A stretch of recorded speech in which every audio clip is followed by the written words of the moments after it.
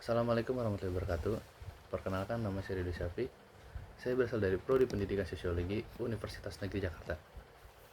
Pada kesempatan kali ini, saya ingin membahas atau membicarakan topik yang sudah sering atau banyak dibahas, yaitu kesenjangan dalam sistem pendidikan Indonesia. Nah, tujuan dan maksud saya membahas topik ini adalah untuk mengidentifikasi faktor utama yang menyebabkan kesenjangan dalam sistem pendidikan Indonesia, termasuk faktor sosial, ekonomi, dan geografis. Yang selanjutnya itu ada menganalisis dampak dari ketimpangan pendidikan terhadap kualitas hidup siswa atau individu tersebut, terus perkembangan individu tersebut, serta kemajuan bangsa ini akan dibawa kemana gitu. Selanjutnya ini ada maksud saya dalam membahas topik ini adalah untuk memperdalam pemahaman tentang tantangan yang dihadapi oleh peserta didik di daerah terpencil atau kelompok termarginalkan, yaitu kelompok yang terkucilkan. Yang selanjutnya itu maksud saya adalah meningkatkan kesadaran akan pentingnya pemerataan pendidikan sebagai alat utama dalam pembangunan sosial dan ekonomi. Yang selanjutnya ini ada mendorong perubahan kebijakan dan peningkatan alokasi sumber daya untuk pendidikan lebih inklusif dan merata. Selanjutnya itu ada memberikan landasan akademis bagi studi lebih lanjut, advokasi, dan memperbaiki sistem pendidikan di Indonesia yang lebih adil dan merata. Seharusnya setelah saya memberikan tujuan dan maksud saya memaparkan hasil pembicaraan saya atau materi saya ini, seharusnya sudah memberikan sedikit atau banyaknya gambaran terhadap teman-teman semua yang sudah mendengar atau melihat video ini. Oke, langsung saja kita ke pembahasan utamanya. Kesenjangan adalah perbedaan atau ketidakseimbangan antara dua hal atau lebih dalam berbagai aspek kehidupan, termasuk dalam pendidikan. Kesenjangan dalam sistem pendidikan ini tuh sudah menjadi salah satu isu yang mendesak yang mempengaruhi kemajuan bangsa. Kemajuan ini telah menjadi isu yang sering dibahas, mengingat permasalahan ini tuh mencakup banyak aspek penting dalam sistem pendidikan Indonesia. Ketidakmerataan akses terhadap pendidikan yang berkualitas di Indonesia telah menjadi menarik perhatian berbagai pihak, termasuk seperti pemerintah, lembaga pendidikan, dan masyarakat luas. Isu ini tuh melibatkan berbagai faktor, kayak kondisi geografis, terus perbedaan ekonomi, serta kesenjangan dalam kualitas tenaga mengajar. Selanjutnya, kesenjangan yang terjadi itu tidak hanya membatasi peluang bagi peserta didik di daerah terpencil untuk menunjukkan kemampuan mereka, tapi juga menciptakan ketidaksetaraan dalam prestasi akademik yang akan mempengaruhi kesempatan mereka bekerja di masa depan yang akan mendatang. Selain itu, ketimpangan ini juga mempengaruhi berbagai lapisan masyarakat dan berkontribusi terhadap siklus kemiskinan yang sulit diputus. Dan dengan sedikit banyaknya berkembang teknologi, ini tuh juga membuat tuntutan-tuntutan itu tuh akan semakin banyak gitu, tuntutan-tuntutan global. Kesenjangan pendidikan itu juga semakin terlihat dengan kemajunya zaman gitu. Terus terutama di daerah-daerah maju yang dengan mudah mengakses fasilitas pendidikan modern, sementara daerah tertinggal ini tuh masih bergelut dengan minimnya infrastruktur dasar pendidikan. Misalnya kayak ruangan kelas yang tidak memadai, terus gurunya, sumber daya manusia seperti guru yang sedikit, terus seperti buku paket atau LKS kalau masih ada, itu tuh masih susah atau jarang ditemui gitu di sekolah-sekolah terpencil, yang dimana mereka juga masih sangat memerlukan buku-buku atau LKS tersebut itu untuk sebagai sarana mereka belajar gitu. Permasalahan ini tuh juga menjadi sorotan karena dampaknya sangat besar terhadap kemajuan sosial dan ekonomi bangsa. Karena bayangin aja kalau misalnya siswa-siswa di sekolah terpencil ini tuh tidak mendapatkan pendidikan yang bagus, kemungkinan mereka juga akan susah mendapat kesempatan bekerja di masa depan gitu. Karena apabila mereka susah mendapatkan pekerjaan, maka itu akan juga berdampak terhadap ekonomi negara ini gitu. Selain itu, ketimpangan ini juga memperkuat siklus kemiskinan dan ketidaksetaraan sosial yang pada akhirnya dapat memperlambat pertumbuhan ekonomi dan stabilitas sosial. Seperti yang sudah tadi saya bilang gitu. Terus kesenjangan ini tuh memiliki berbagai faktor gitu, mulai dari aspek geografis hingga sosial ekonomi. Berkontribusi terhadap munculnya kesenjangan ini, pembahasan ini akan mengupas faktor-faktor apa saja yang menyebabkan kesenjangan dalam pendidikan di Indonesia serta dampaknya terhadap individu dan masyarakat luas. Yang pertama, itu ada faktor geografis. Ya, Indonesia itu merupakan negara kepulauan yang terdiri dari ribuan pulau dengan variasi kondisi geografis yang signifikan. Perbedaan ini sangat mempengaruhi akses terhadap pendidikan, terutama di daerah-daerah terpencil dan terisolasi. Misalnya di kota-kota besar itu fasilitas pendidikan itu lebih lengkap, terus akses internet dan tenaga pengajar yang berkualitas lebih mudah ditemukan. Namun sebaliknya di daerah pedalaman pulau-pulau kecil itu banyak sekolah yang kekurangan fasilitas dasar seperti ruang kelas yang memadai, buku pelajaran, terus laboratorium dan tenaga pekerjaan yang terlatih itu masih sangat kurang gitu di daerah-daerah yang terpencil gitu. Terus ketimpangan geografis ini tuh juga menciptakan ketidakadilan dalam sistem pendidikan, yang dimana siswa yang tertinggal di daerah terpencil ini tidak memiliki akses yang sama dengan siswa yang berada di daerah perkotaan itu. Contohnya itu misalnya banyak di wilayah pedalaman Papua, sekolah-sekolah terletak jauh di pemukiman penduduk, itu membuat anak-anak harus menempuh perjalanan yang berjam-jam gitu. Sehingga mereka harus berangkat lebih pagi melalui jalan yang kurang aman atau bahkan bisa mengancam nyawanya mereka gitu. Perjalanan berjam-jam ini tuh membuat mereka juga sudah terkuras energinya, tenaganya, sehingga mungkin tidak membuat mereka tidak maksimal dalam belajar atau mencari ilmu gitu, sehingga mereka sudah merasakan seperti yang capek atau rasa lelah yang berlebih gitu. Terus perjalanan mereka kan juga karena di Papua Dalam yang masih mayoritas didominasi oleh hutan dan bukit dan sungai, ini juga jadi salah satu faktor membuat mereka lebih terkuras tenaganya mungkin. Terus fasilitas transportasi yang terbatas juga memperparah kondisi ini juga karena mungkin yang tadi saya bilang, karena mungkin saja di daerah sono tuh daerah Papua fasilitas infrastruktur pembangunan jalan kan juga masih belum merata ya, belum sebanyak di daerah-daerah besar kayak Jakarta atau di daerah Pulau Jawa lainnya. Mungkin hal itu sih yang bisa menyebabkan kayak tidak adanya kendaraan umum yang dapat digunakan gitu. Akibatnya juga banyak yang terpaksa tidak sekolah anak-anaknya, terus hanya mengikuti pendidikan yang secara tidak teratur. Oke, yang kedua itu ada faktor ekonomi. Kondisi ekonomi keluarga juga menjadi salah satu faktor utama yang mempengaruhi kesenjangan pendidikan. Anak-anak dari keluarga miskin sering kali tidak memiliki akses ke pendidikan yang berkualitas karena keterbatasan biaya. Meskipun pemerintah telah menetapkan program pendidikan gratis seperti bantuan operasional sekolah atau biasa disebut dana BOS, kartu Indonesia Pintar atau yang biasa disebut KIP, namun masih banyak biaya lain yang harus ditanggung seperti transportasi, seragam, dan perlengkapan sekolah. Namun juga bantuan pemerintah seperti dana BOS atau KIP sendiri ini tuh lebih sering tidak tepat sasaran gitu, yang hanya eh, biasanya KIP atau dana BOS ini tuh lebih sering diterima oleh orang-orang terdekat yang mempunyai kuasa atas sekolah tersebut. Misalnya saudara dari kepala sekolah tersebut yang dalam tanda kutip mampu dalam ekonomi itu mendapatkan program bantuan tersebut, sedangkan siswa yang benar-benar membutuhkan program tersebut itu tidak mendapatkan bantuan tersebut. Mungkin salah satu faktor lain dari faktor ekonomi itu jadi itu kali ya, penyalahgunaan kekuasaan oknum gitu. Terus hal ini tuh juga menyebabkan banyak anak dari keluarga yang kurang mampu mengalami kesulitan dalam melanjutkan pendidikan ke jenjang yang lebih tinggi atau terpaksa putus sekolah gitu.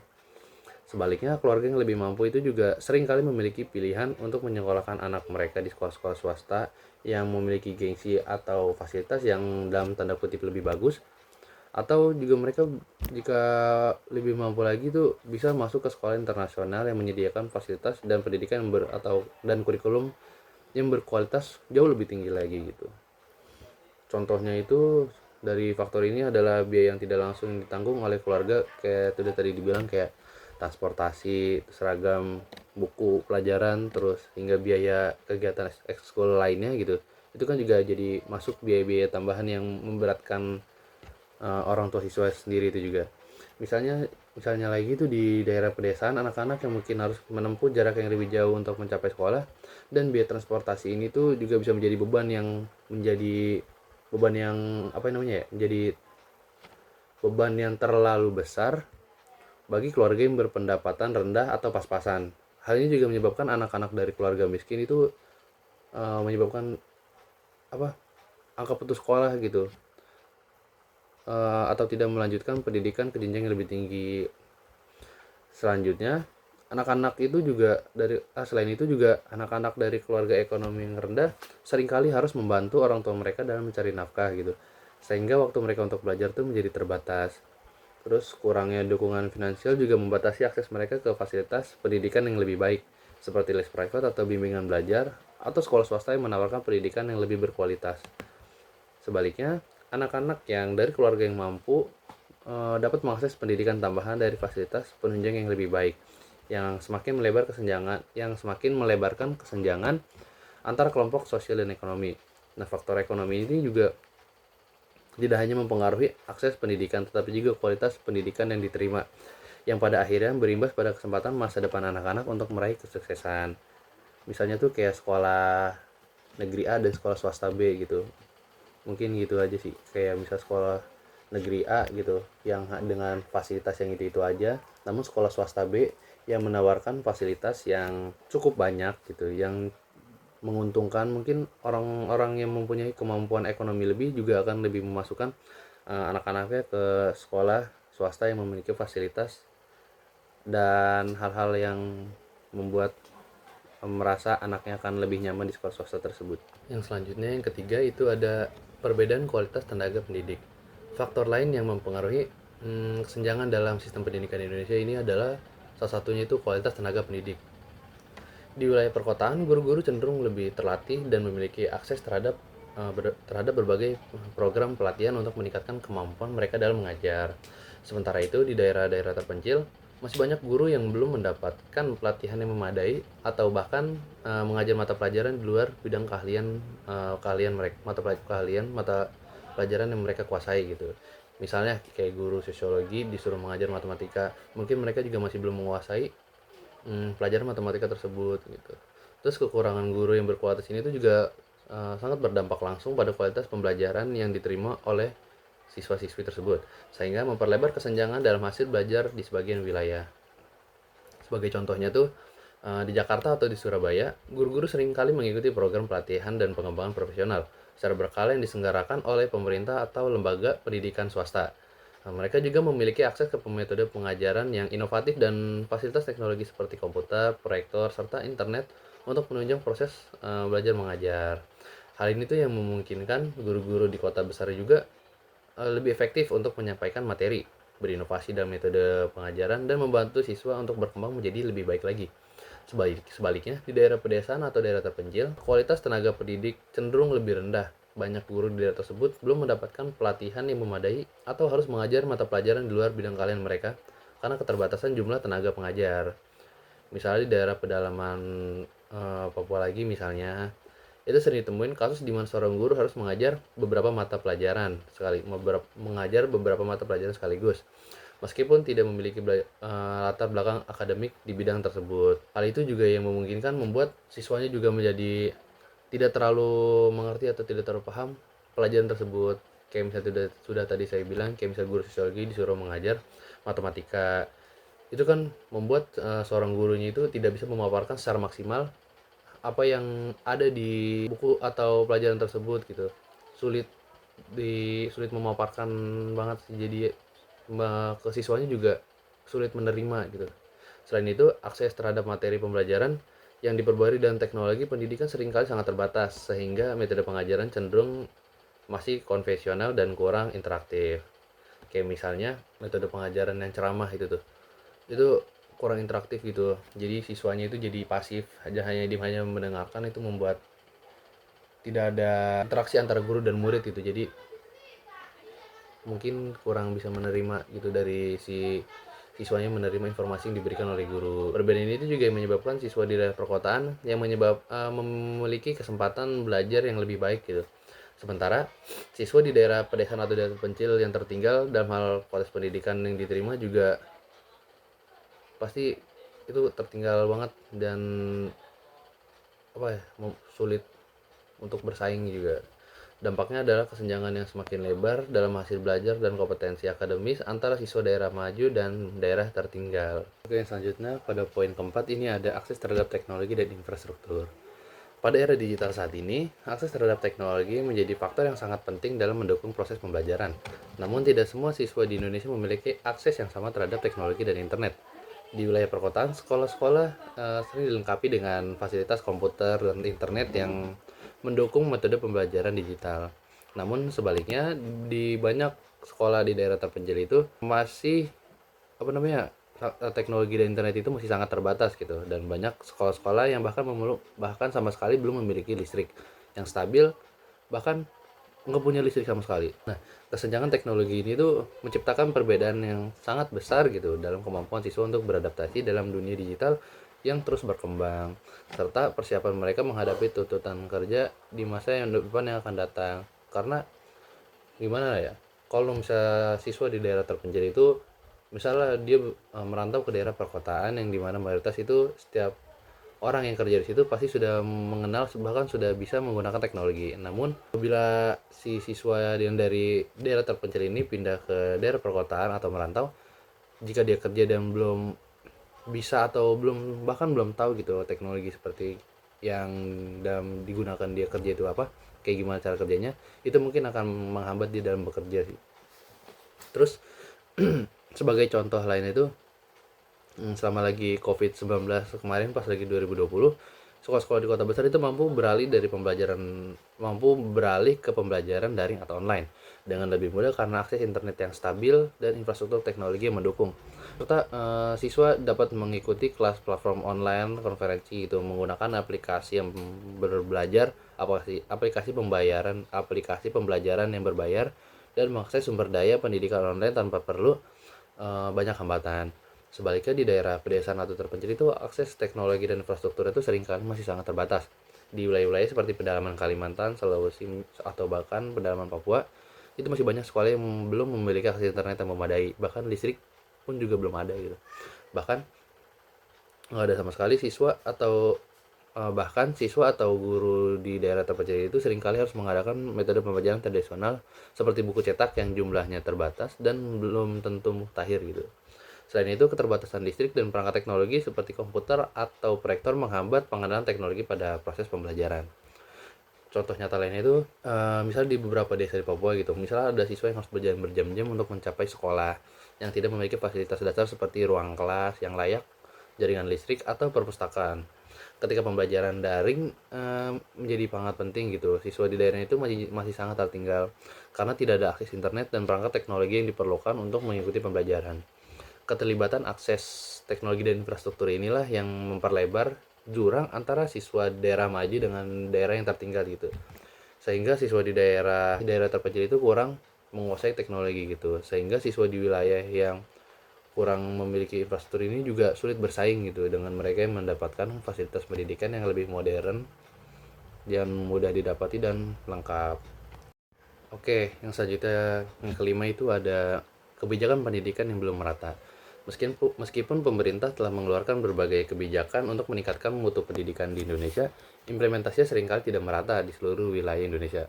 Program-program seperti yang baru itu kurikulum merdeka dan digitalisasi pendidikan mungkin berjalan dengan baik di kota-kota, sebagian di kota-kota besar gitu.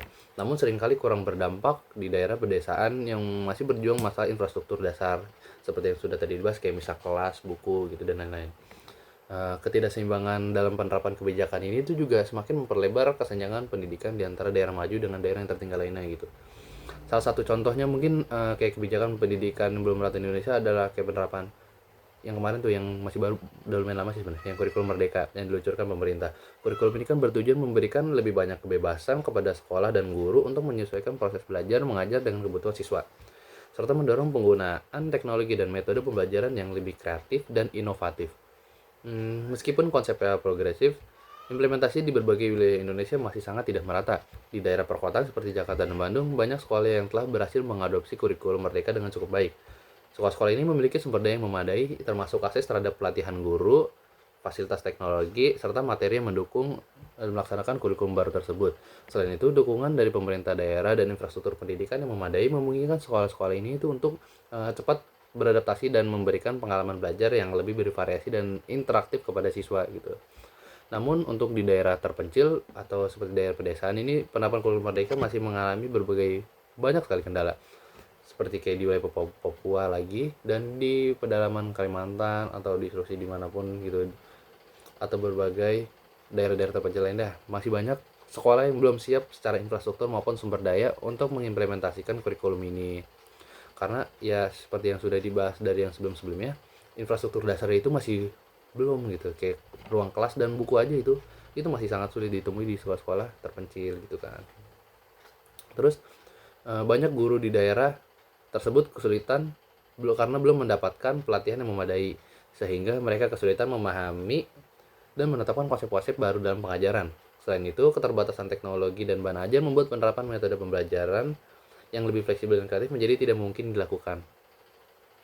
Kebijakan yang belum merata seperti ini tuh juga memperlebar kesenjangan antara sekolah-sekolah di daerah maju dan daerah tertinggal, sehingga banyak siswa di wilayah terpencil tidak mendapatkan manfaat yang sama dari reformasi pendidikan yang seharusnya berlaku secara nasional atau seluruh Indonesia. Oke, yang selanjutnya itu ada implikasi atau akibat atau dampak yang terjadi dari kesenjangan pendidikan. Kesenjangan dalam pendidikan Indonesia ini memiliki dampak yang jangka panjang yang sangat signifikan itu, baik secara individu maupun kolektif. Bagi individu sendiri itu kurangnya terhadap akses pendidikan yang berkualitas dapat mengurangi peluang untuk meraih kesuksesan di masa depan gitu. Mereka yang tidak mendapatkan pendidikan yang baik cenderung memiliki keterampilan yang sangat terbatas, yang pada akhirnya berdampak pada kesulitan mencari pekerjaan yang layak.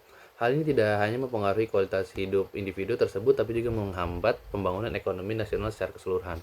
Namun harus digarisbawahi bahwa untuk mencapai kesuksesan itu tidak hanya dalam pekerjaan gitu, bisa saja orang yang tidak beruntung mendapatkan akses pendidikan berkualitas itu bisa saja berniaga atau berjualan. Namun perlu dicatat, hal semacam itu tuh hanya terjadi 1 banding 1000 orang saja. Nah, selanjutnya di tingkat sosial itu kesenjangan pendidikan dapat memperburuk ketidaksetaraan dan memperkuat siklus kemiskinan. Kesenjangan pendidikan ini tuh berkontribusi pada siklus kemiskinan yang sangat sulit dihapus.